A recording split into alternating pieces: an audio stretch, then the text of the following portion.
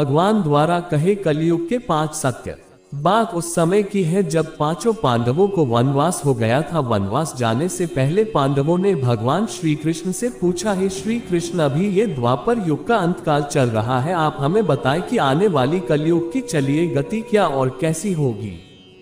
श्री कृष्ण जवाब देते हैं, मैं तुम्हें इसका सीधा सा उत्तर तो नहीं दे सकता, लेकिन हाँ, तुम 5 भाई वन में जाओ और वन में जो कुछ भी दिखे मुझे आकर बताओ, मैं तुम्हें उसका कलयुग में प्रभाव बताऊंगा। इसके बाद 5 भाई वन में चले गए। उन्होंने वन में जो देखा वह देखकर आश्चर्यचकित रह गए। आखिर उन्होंने वन में क्या देखा और श्री कृष्ण ने क्या जवाब दिया।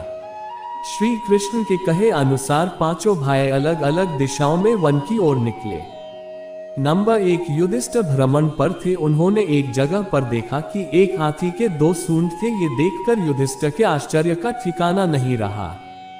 नंबर 2, अर्जुन दूसरी दिशा में भ्रमण पर थे। कुछ दूर जंगल में जाने पर उन्होंने जो देखा उसे देखकर वह भी आश्चर्यचकित रह गए। वहां पर देखा कि कोई पक्षी है जिसके पंखों के ऊपर वेदों की रचनाएं की हुई है और वो पक्षी मुर्दे का मांस खा रहा है। ये दृश्य देख अर्जुन कुछ समझ नहीं पाए। नंबर 3, भीम दोनों भाइयों की तरह भीम भी भ्रमण पर थे। उन्होंने जो देखा वह भी आश्चर्यचकित रह गए। उन्होंने देखा कि गाय ने एक बछड़े को जन्म दिया, लेकिन जन्म के बाद में गाय बछड़े को इतना चाट रही है कि उसका बछड़ा लहूलुहान हो गया है। नंबर 4, सहदेव भी भ्रमण पर थे तो उन्होंने चौथा आश्चर्य देखा। उन्होंने देखा कि 6-7 कुएं हैं जिसमें पानी है और बीच का एक कुआं खाली है। बीच का कुआं काफी गहरा होते हुए फिर भी पानी नहीं है। घोर आश्चर्य हुआ, ऐसे कैसे हो सकता है।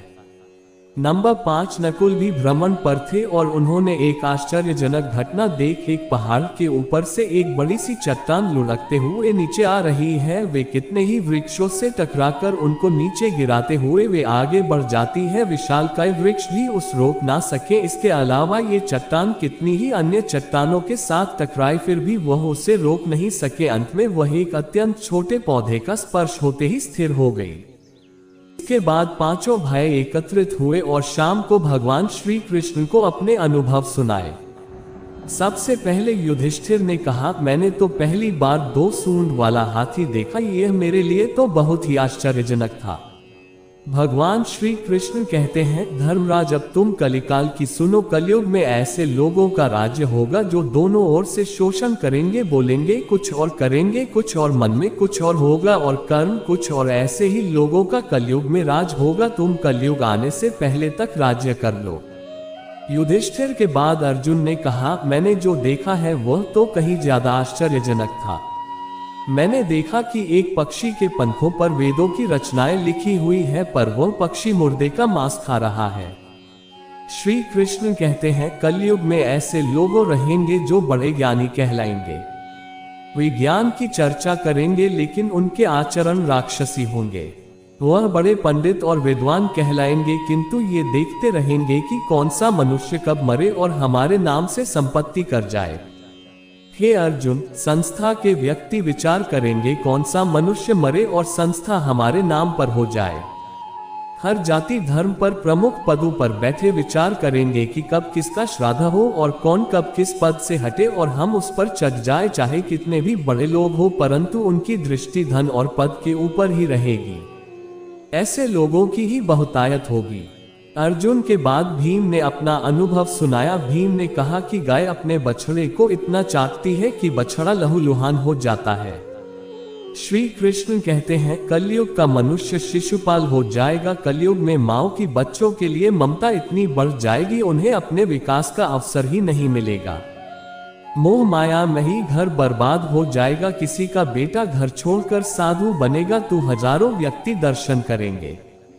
यदि अपने बेटे ने साधु बनना चाहा तो रोएंगे कि मेरे बेटे का क्या होगा। इतनी ज्यादा ममता होगी कि उसे मोह माया और परिवार में ही बांध कर रखेंगे। उसका जीवन वही खत्म हो जाएगा। वास्तव में लड़के तुम्हारे नहीं है, वह तो बहुओं की अमानत है और लड़कियां जमाइयों की अमानत है और तुम्हारा ये शरीर मृत्यु की अमानत है। तुम्हारी आत्मा परमात्मा की अमानत है। इसलिए तुम्हारा अपने शाश्वत संबंध को जानना आवश्यक है।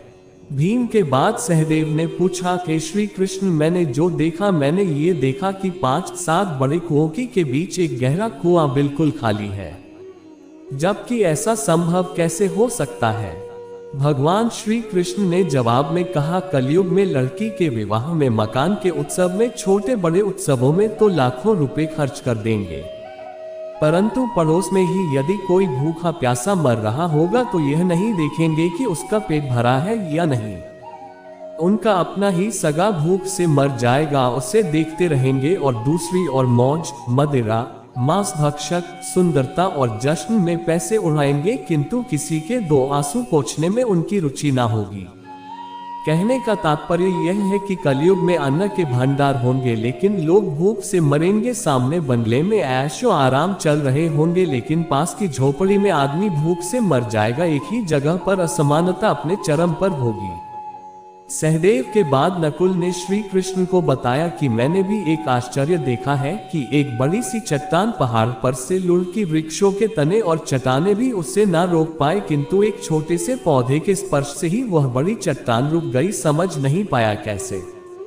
श्री कृष्ण ने कहा, कलयुग में मानव का मन नीचे गिरेगा, उसका जीवन पतित होगा। ये पतित जीवन धन की सिलाओं से नहीं रुकेगा, ना ही सत्ता के वृक्षों से रुकेगा, किंतु हरि नाम के एक छोटे से पौधे से, हरि कीर्तन से मनुष्य जीवन रूपी पौधे का पतन होना रुक जाएगा। इसलिए भक्तों, हरि भजन कलयुग में मोक्ष पाने का एकमात्र उपाय है।